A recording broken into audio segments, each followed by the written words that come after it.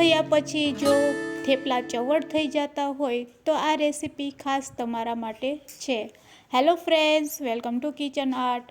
રૂ જેવા પોચા અઠવાડિયા સુધી બગડે નહીં તે રીતે આજે આપણે મેથીના થેપલા બનાવીશું. મારી શીખારેલી ટિપ્સ સાથે તમે બનાવશો તો થેપલા એકદમ પોચા બનશે અને અઠવાડિયા સુધી તેવાને તેવા જ રહેશે. સફરમાં લઈ જશો તો પણ તે 5 દિવસ સુધી બિલકુલ બગડશે નહીં. તો ચાલો બધી ટ્રીક અને ટિપ્સ સાથે આજે આપણે મેથીના થેપલા બનાવીશું. રેસીપી સારી લાગે તો લાઇક અને શેર કરજો. મારી ચેનલ ઉપર નવા હોય અને મારી ચેનલને હજુ સબસ્ક્રાઈબ ન કરેલ હોય તો સબસ્ક્રાઈબ કરી બાજુનું બેલ બટન દબાવવાનું ભૂલશો નહીં. સફર માટે કે સાતમ આઠમ માટે જ્યારે મેથીમાંથી થેપલા બનાવવાના હોય ત્યારે હંમેશા ફ્રેશ મેથીનો ઉપયોગ કરવાનો અને મેથીને ધોઈ લેવાની. ધોયા પછી તેને કોરી પણ કરી લેવાની. સુકાઈ જાય પછી આ રીતે આપણે તેને ચાકુથી કટ કરશું. તો અહીંયા રફલી કટ કરવાની છે. ફ્રીજમાં રાખેલી જો મેથીનો ઉપયોગ કરશો તો તમારા થેપલા છે તે લાંબો સમય નહીં ટકશે.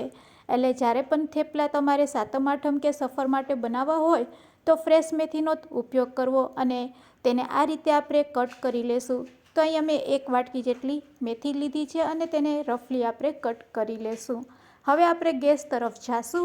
અડધી ચમચી જેટલું તેલ લેવાનું છે. તેલ ગરમ થાય એટલે સૌથી પહેલાં આપણે અડધી ચમચી જેટલા તલ એડ કરશું. પછી તેમાં સમારેલી મેથી બધી એડ કરી દઈશું. તેલમાં આ રીતે સાતરવાથી તેમાં રહેલું મોઇસ્ચરનો ભાગ છે મેથીમાં તે દૂર કરી શકાય છે અને થેપલા લાંબો સમય માટે સારા રહે છે. મેથી એડ કર્યા પછી ગેસની ફ્લેમ સ્લો કરીને આપણે 2 થી 3 મિનિટ માટે તેને સાતરી લેશું અને આ રીતે મેથી સોફ્ટ થઈ જાય એટલે ગેસની ફ્લેમ બંધ કરી દઈશું. ગેસની ફ્લેમ હવે આપણે બંધ કરી દઈશું. થેપલાનો લોટ બાંધવા માટે મોટા વાસણનો ઉપયોગ કરશું અને તેમાં 2 વાટકા જેટલો ઘઉંનો લોટ લેશું. ઘઉંનો લોટ હંમેશા ચારીને પછી ઉપયોગમાં લેવો. ઘઉંનો લોટ મોટા વાસણમાં લીધા પછી હવે આપણે અજમા લેશું. અજમાને આ રીતે હાથેથી કચરા ક્રશ કરી લેશું. ચપટીક અજમા અને ચપટીક અહીંયા કસૂરી મેથી એડ કરશું. આ રીતે બંને વસ્તુ એડ કર્યા પછી અહીંયા આપણે સ્વાદ મુજબ પહેલાં મીઠું નાખી દઈશું. 5 ચમચી જેટલું લાલ મરચું પાવડર એડ કરશું. અડધી ચમચી ધાણા જીરું પાવડર અને અડધી ચમચી હળદર પાવડર એડ કરશું. સાથે ચપટીક હિંગ એડ કરશું. અહીંયા તમારે 1 ચમચી જેટલો ચણાનો લોટ નાખવો હોય તો નાખી શકો છો. જો સફર માટે બનાવતા હોય તો 1 ચમચી ચણાનો લોટ પણ એડ કરવો. અત્યારે મેં સ્કીપ કરેલ છે. જો 2 દિવસ માટે તમારે થેપલા રાખવા હોય તો તમે આ રીતે કોથમીર સમારેલી એડ કરી શકો છો. તેનાથી સ્વાદ અને દેખાવમાં ખૂબ જ સરસ લાગશે થેપલા. હવે તૈયાર કરેલી મેથી છે તે તેમાં આપણે એડ કરી દઈશું અને સોફ્ટ બને તેના માટે 2 ચમચી જેટલું તેલ એડ કરવાનું છે. મોણ નાખ્યા પછી મેથી નાખ્યા પછી ફરીથી આપણે લોટને આ રીતે હાથેથી મિક્સ કરી લેશું એટલે લોટમાં સરસ મોણ પણ લાગી જાય અને મેથી છે તે લોટ સાથે મિક્સ થઈ જાય. આ પ્રોસેસ કરવી પણ ખાસ જરૂરી છે. હવે આપણે એક એવું ઇન્ગ્રીડિયન્ટ્સ નાખશું જેનાથી તમારા થેપલા છે તે એકદમ સોફ્ટ થશે અને અઠવાડિયા સુધી બિલકુલ નહીં બગડશે. પ્રિઝર્વેટિવનું કામ કરશે. તો તેના માટે તમારે દહીં લેવાનું છે.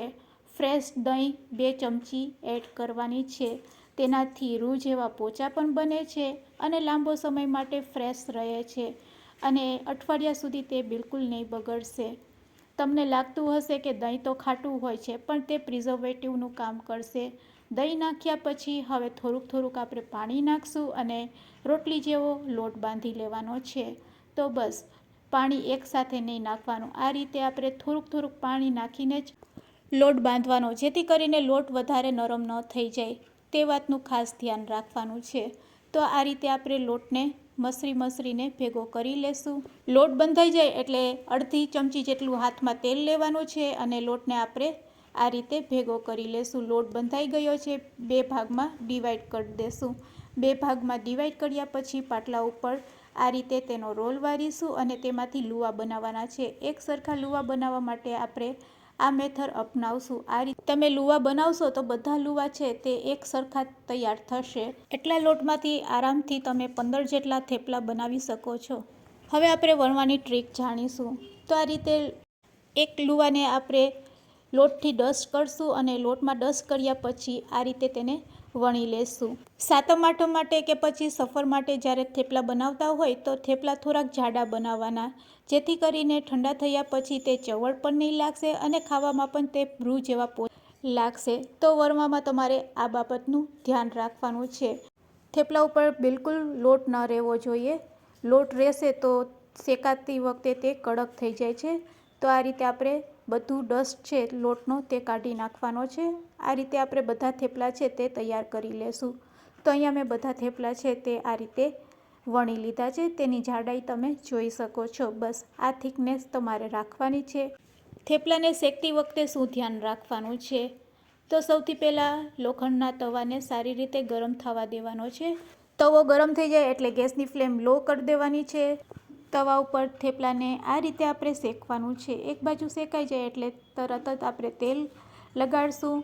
પલટાવીને ફરીથી બીજી બાજુ પણ તેલ લગાડી લેશું. બંને બાજુ આ રીતે તેલ લગાડ્યા પછી મીડિયમ ટુ લો ફ્લેમ ઉપર તેને શેકી લેશું.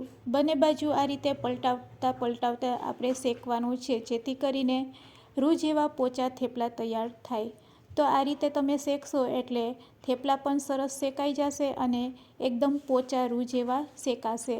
તો બસ આવી નાની નાની બાબતનું ધ્યાન રાખશો એટલે બધા થેપલા છે તે એકદમ સરસ પરફેક્ટ તૈયાર થશે. તો આ રીતે તમે રાંધણછટમાં સાતમ આઠમ માટે બનાવી શકો છો અને સફરમાં લઈ જવા હોય તો આ રીતે સફરમાં પણ તમે બનાવીને લઈ જઈ શકો છો. અઠવાડિયા સુધી બિલકુલ બગડશે નહીં અને રૂ જેવા પોચા બનશે. 2 દિવસ પછી પણ એવો ને એવો સ્વાદ રહેશે, ના તો ચવડ થશે. તો ફ્રેન્ડ્સ, આજની આ રેસીપી કેવી લાગી તે મને કોમેન્ટમાં કહેજો. રેસીપી સારી લાગી હોય તો એક લાઇક જરૂરથી આપજો અને તમારા ફ્રેન્ડ્સ, મિત્ર અને ગ્રુપમાં શેર કરવાનું ભૂલતા નહીં. મારી ચેનલ ઉપર નવા હોય તો મારી ચેનલને સબસ્ક્રાઈબ જરૂરથી કરી લેજો. Thanks for watching. ફરી મળીશું એક નવી રેસીપી સાથે.